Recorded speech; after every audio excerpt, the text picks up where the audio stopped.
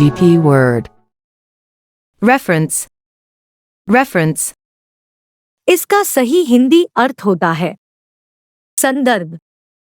इसका मतलब है वह परिस्थिति जिसमें कोई घटना घटी हो। Let's know with sentence example. She gave her reference. उसने उसे संदर्भ दिया। Next meanings.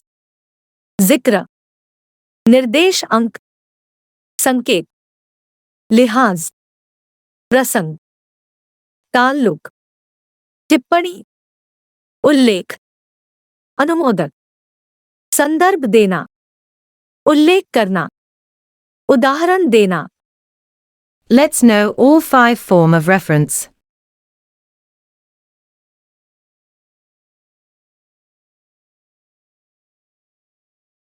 Thank you guys for watching this video from GP Word.